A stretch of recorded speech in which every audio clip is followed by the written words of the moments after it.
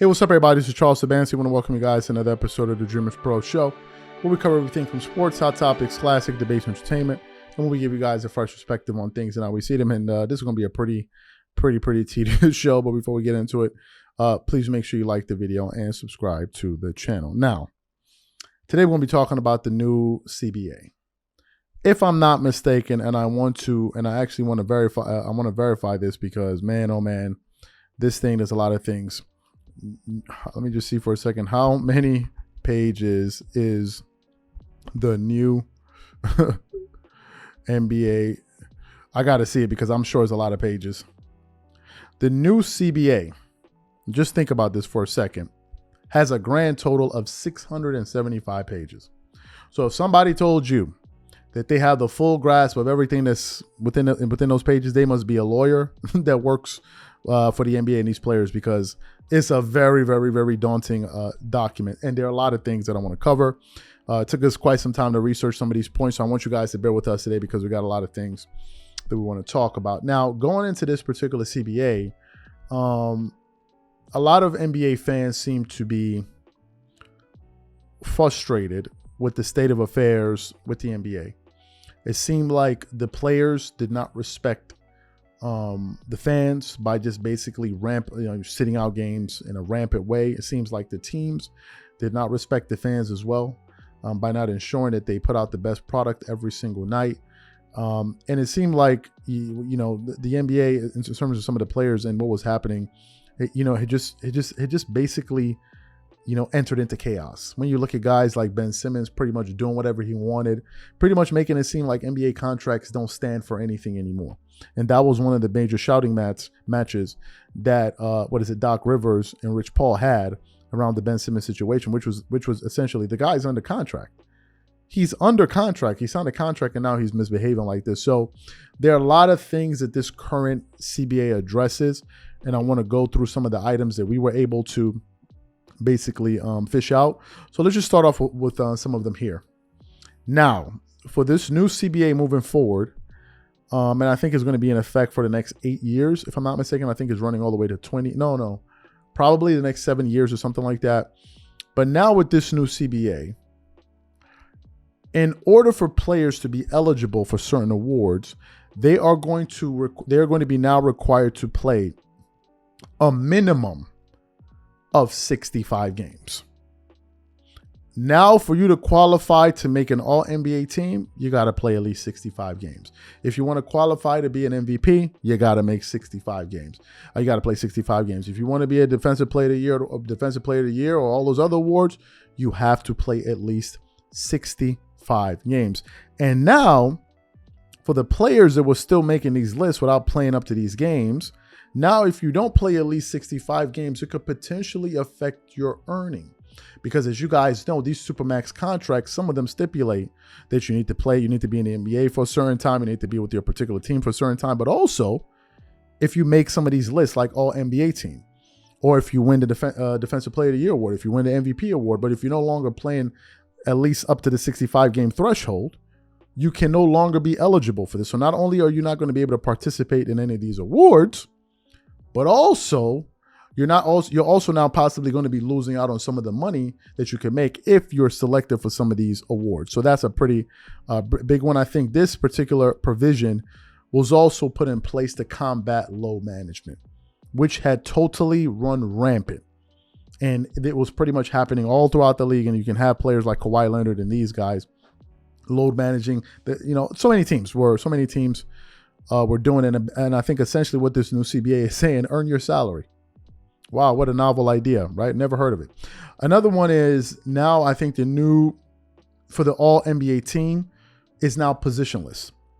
So now they're picking the 5 best players to make the first team and the second team. I think that's a new change that is being implemented. Now, what I want to do is I want to read a little bit about the cap, because the cap is probably the most complicated part of this entire thing. And I'm sure this is why they have lawyers that actually go through this information. So I'm not going to pretend like I'm a lawyer in any way, shape, or form. If we have some lawyers watching this show that follow this show, maybe you guys can explain a little bit better to us. in the comment section. So I want to read a little bit from an article that we got here from ESPN, and it basically says NBA salary cap projections show greater increases, sources say. The NBA informed teams Wednesday that it has updated the salary cap projections for the 2023-2024 season, sources confirmed to ESPN. In a memo sent to teams, the league said the salary cap is projected to be $136 million and the luxury tax is projected to be $165 million, higher by $2 million and $3 million respectively. That initial projection sent in September before the season began. The league stressed that both numbers are still projections and that the final figures won't be determined until the NBA's annual financial audit is completed later this month before the new league year begins on June 30th. Under the new collective bargaining agreement with the National Basketball Association, which goes into effect starting next season, the salary cap can rise a maximum of 10% per season, with the 2022-2023 salary cap being set at $125 million. The maximum cap and the total tax could be for the 2023-2024 campaign will be $136 and $165 respectively. Now, if you read those numbers, or if you listen to that, I'm sure some of you will be like, Shaggy, what? Basically, I think it's time that we try to break this thing down. And I'm going to break it down to the best of my knowledge. Again, I am not a lawyer. I don't read contracts like this normally. So this is why they have lawyers to interpret all of this jargon here. So let's just get into it now. So the current salary cap going into next season, at the very least, let's keep it simple, is going to be 126 million, meaning teams can spend up to 126 million on salaries, right? If you spend below that number or at that line, you're fine. You've achieved the cap. The cap will then go up by 10% each year. Why is the cap going up by 10%? Because if the cap goes up, you're raising the ceiling and therefore people can earn more money. So essentially, theoretically, you could be earning in aggregate 10% more. 10% more, depending on how it all trickles out. So I ran some of the numbers, and this is what I was able to come up with. If every team, right, and this is obviously a hypothetical situation, but if every team spent to the cap, meaning to 136 million, they would spend roughly $4 billion. Now, some people wondering, where did you get $4 billion from? That's 136 million times the 30 teams is roughly $4.1 billion. So that's the spend that the teams are going to be spending. Now, in 2022, according to Statista, the league generated roughly $10 billion. We understood that. Now, I'm not sure how we account for that $6 billion, because when I read about the revenue split, I heard that the owners and the players split the revenue, which made it a little bit, which convoluted the case, because then I'm like, okay, if they're splitting the revenue and players are assigned salaries, how do we account for this $6 billion? So I'm not 100% sure. Now, we also have to factor in the fact that the values of these teams are going to appreciate over time as well, right? So we also have to factor that in, and those increases in the values of these teams, I believe, is going directly in the pockets of the owners, as it should. Right? If the team is becoming more valuable, I think the owner should be the one to bask in all of that, because they're the ones that invested and bought the team, right? So if you invested and bought the team, you paid the price, you enjoy the rewards, and I think the players are compensated quite nicely. If you want to experience some of that, what is it? The dividend in terms of the net growth of the team in terms of its value, then go buy your own team, and then all of a sudden, boom, you can do it. So now let's talk about a little bit about the luxury tax, right? The luxury tax will be set at 165. Some people are saying, but 165, I thought you just said it's 126. No, it's 126, right? That's the cap. Then they said the cap can go up by 10%. So the 10% of the 126 is the 10 million. So now goes to what? 136. They're now saying that the luxury tax number can rise all the way up to 165. If a team exceeds that number, then the first apron will kick in, which I believe is $7 million, pushing your cap to a total of $172 million. The second apron will now kick in if you exceed that number in the second apron is 17 million, and then now your cap will jump to about $182 million. Based on my understanding, and I can be wrong, let me just say this now, I can be wrong. If you know this information better than I, please say it in the comments section. But based on my understanding, I think the apron, or I'm viewing the apron as a tax. It is a tax. It is not a credit. It is a tax, right?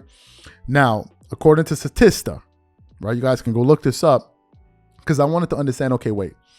If the cap is at 136 million and you don't exceed the cap, I wanted to understand what's the average revenue an NBA team makes every single year. And based on what Statista.com had to say, it basically said in 2022, roughly, the average revenue of an NBA team was around $331 million.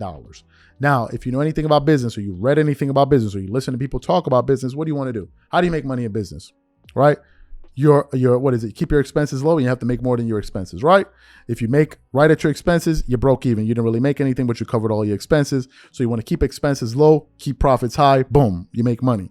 So in the case of the NBA, if teams are making an average of 331 million, you kind of want to make sure, because also they also share revenue that they get from TV deals and all of that stuff. It's quite complicated. But anyway, you can see the margin. So in this case, if you're spending 126, 140, you can see you're making what, about 150 or whatever it is in terms of your 180 or whatever it is in terms of your margin. Now, imagine if teams are now spending close to that 200 million line, that 182 line, but they're not winning anything.